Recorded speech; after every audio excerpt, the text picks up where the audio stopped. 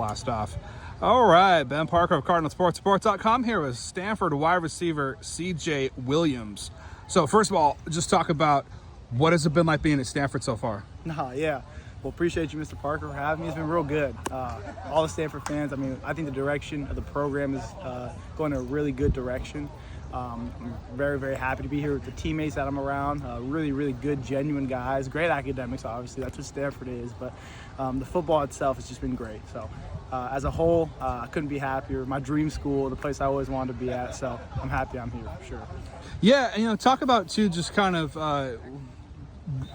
the transition from Wisconsin to Stanford. What did you most learn from your time at Wisconsin? How that make you a better player? Yeah, definitely. I think my time at Wisconsin definitely made me mature, right? I mean, you come into college and everyone has this big aspiration of like, it's going to work out right away. You're going to be a 3-year guy. You're going to go.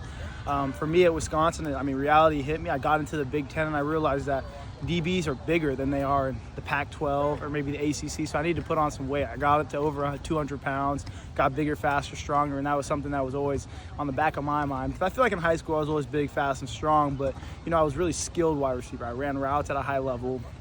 I knew the offense at Mater Dei, so kind of my transition to Wisconsin, it was a hard one. It was up and down, but I feel like I learned a lot from it. It made me an overall better player, better person. And I just grew. So it's been good. Everything from Wisconsin has taught me a lot about defenses as a whole. I learned a lot under Lincoln Riley, under Phil Longo, just a lot about defenses and how different drops happen, how things happen. And it's allowed me to be able to kind of change into Coach Riley's offense here and kind of just be more malleable and learn the offense here. Yeah, and being a Mater Dei guy, you obviously would have had a rapport with Elijah Brown. So how fun is it to reunite with him here at Stanford? Yeah, it's my young guy, man. It's my young bull. At Mater Dei, we obviously had a really, really great connection. He was my starting quarterback my junior, senior year. We had 2 really good national championship years together. So I'm excited to be back with him. I know he can get it done always. Obviously, he's a really, really mature kid for the age he is. He's a little older, but for the grade he is, I would say. And he's a really talented guy. So I'm very, very happy to be back with him and be back around his family as well. And just all the other Mater Dei guys, Jordan, Marcus, kind of feels like home again. So it's nice. Yeah, and for you to talk about as well, kind of the other quarterbacks as well, just how do you feel the whole quarterback room was looking, all those guys collectively? Yeah, I actually think we have a very underrated, talented room. I would say Miles Jackson is a very, very talented arm guy, probably the most talented arm-wise in the room, if not Bear, who's a young guy, right? And he just came in. He's learning the offense as everyone else, but he's still learning college football. He's still trying to get, transition, but he's done a really, really good job of it. I was lifted with him and Coach Dietrich's group early in the offseason, and he just looks really good. He's a mature kid. He's never late to anything. He's always doing what he needs to do. He's on time. So, he's already kind of fitting in right with the Stanford mold. And then you have Charlie, right? Charlie Meyer, who's the older guy in the room, and he's been a very, very good leader for us, not going to lie. He's been very vocal, putting together throwing sessions during the winter, and he's been on it. And also he's been throwing the ball really, really well. So nothing to slight his play at all, but he's definitely a big leader in the offense and in the room as a whole. Yeah, talk about as well, Coach Osborne. What is he most emphasizing with the receivers right now? T.O.'s the guy. Coach Osborne's my guy.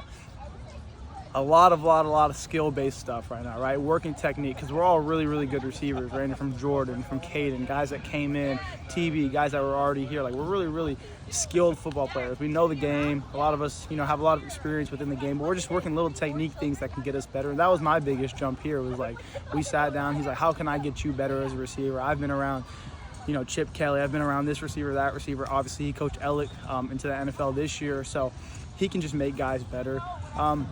And that's simply just through technique and then just kind of getting to know him. I think he's a great guy. He's a great receiver coach. He's a little young on the younger side, so I think I connect with him a lot better on that side than maybe some of the older receiver coaches in college football, older coaches in college football. But just being around him, figuring out who he is, figuring out who I am, just kind of growing together is a big part of it as well. I know he's working with the safeties, but he played receiver here at Stanford. Has Cody Whitfield spent any time with you guys at all? What's it like having him as a coach that played here at the position? Yeah. No, he's one of the special teams coaches. He's not really tuned into the receiver group, but I've talked to him a couple of times and asked him for some tips. Maybe just get on the field for a little bit, because I know he played receiver here. He had a great catch that we watched in film one time. That's a highlight play of Stanford memory. So, just having him in the hierarchy is obviously really, really cool, and just having him to kind of lean on if I want to ask him and get a different perspective than Coach Osborne, obviously. So, it's great having him. And he hasn't really tapped in with us, but I'm sure he will sooner or later here. Yeah, and talk about too just what's it been like getting to know Andrew Luck. Obviously, a legend of Stanford, great NFL career. Just what's it been like getting to know Andrew? Yeah, I mean, the thing I know about Andrew Luck, and I've learned really quickly, is he cares about people as players, obviously, as football players, but he also cares about you as a person and what you add to Stanford. He wants to know, and he wants you to be the best person you can be in that situation or in Stanford within the program. And he's really he really knows, the culture that needs to be set, and he's aligning himself with that. He's making sure guys align themselves with that. And I love that about him. He kind of headed my recruitment here. I spoke to him a lot. I've grown really close with him, which is awesome. A great football mind, a great man, a great person. And I'm just, growing our relationship, which is awesome. It's great having an NFL guy when that's your aspiration one day, in the locker room, in the building. A couple more questions for you. What's it been like getting to know Frank Reich? What do you like playing under him as a head coach? I mean, so far, he's done really great things within the offense, and that's what I love. He's an offensive guy, and as a receiver, you always want a guy that coached receivers, right? Coach Larry Fitzgerald, coached a couple really good receivers back in the day. So he was a receiver coach, obviously, so he has a good influence on our room, how we run routes and do things like that. And then also, like I said, he's deeply founded in his Christian faith. We've talked about it a little bit. Just a good guy all the way around.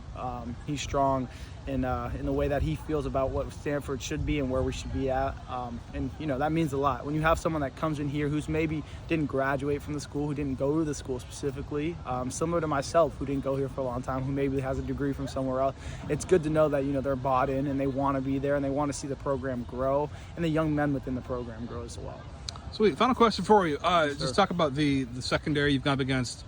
Colin Wright, obviously one of the stars on this team. Yeah. What has it been like going against him, and how does he compare against some other defensive backs we've gone up against? Yeah, I think Colin Wright is a legit guy, for sure. He's not practicing right now in spring ball. I think he's out for a little bit. But during during OTAs, we had a lot of one-on-one battles, and he's just a guy that's always there. He's a nuisance. Great feet, great footwork, really, really good hips at the top of routes. And I think he's really similar to guys that I played with in the past. Mekhi Blackman at USC, who's playing for the Vikings right now, who knows football at a high level, who's a strong body guy and plays it the right way. I think he's very similar to him, and he finds himself in the right spot a lot of the time. And then we also have some really, really good DBs out here, I would say, outside of him, like B-Nick, guys like Cam Richardson, guys like Javion, who are kind of who are just kind of taking it up for him while he's out right now during the entirety of spring ball, or not even the entirety, but during the period of spring ball he's out. But I think they're really doing a great job, and Coach Williams has them on tap for sure. Perfect. Well, thanks so much for taking the time, CJ, and best of luck rest of the spring ball period. Appreciate you. Thank you, sir. Yep.